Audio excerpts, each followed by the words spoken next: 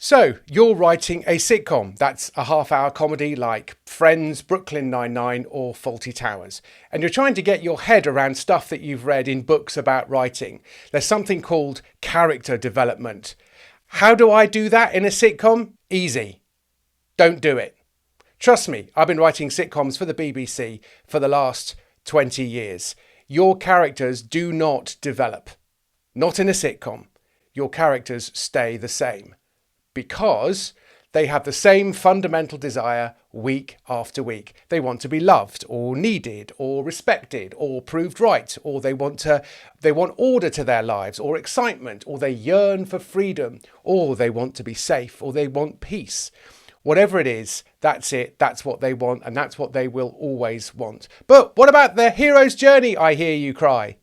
Stories have to have a 3-act structure, don't they? Yes, kind of. I know. I've written over 100 episodes of sitcoms for the BBC, so I've thought about this a lot, and I've even done a PowerPoint of it. So here we go.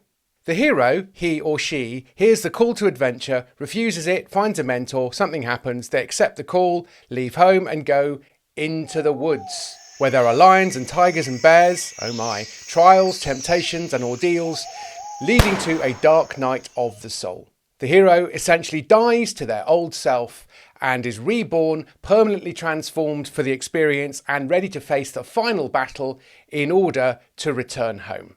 Great, add some jokes and I'm in. That's a funny movie. That's not a sitcom. A sitcom takes place entirely in Act 2. Your characters are permanently trapped between leaving home and being reborn. It's Act 2 forever. Round and round and round they go. Each week they have a quest, but no matter what they do, they don't break out of their situation or their lives or their relationships and fulfill their dreams because of who they are, because of their fears, because of their desires, because of their relationships or family situation. They can't walk away from those relationships.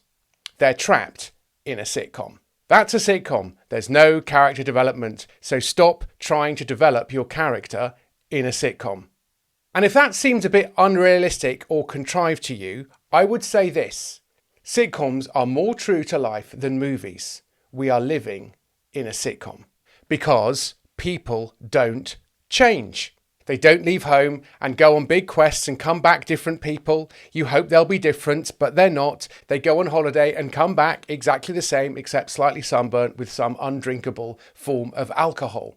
And you know what? You're the same too. You have the same conversations with the same people on a weekly basis.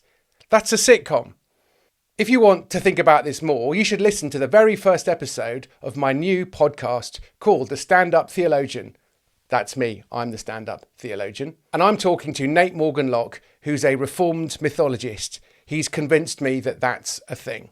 And he's been thinking about story a lot, and particularly seeing how it applies to the one big story we find in the Bible. Warning, the podcast contains mild Jesus references and scenes of a biblical nature. Not that kind of biblical nature. You guys, honestly. Anyway, it's an audio podcast. It's not on YouTube. So go over and have a listen to the Stand-Up Theologian podcast on most of your regular podcast apps. And you will find out why we've got a picture of Basil Fawlty beating the living daylights out of a DeLorean. Or you could click the link below.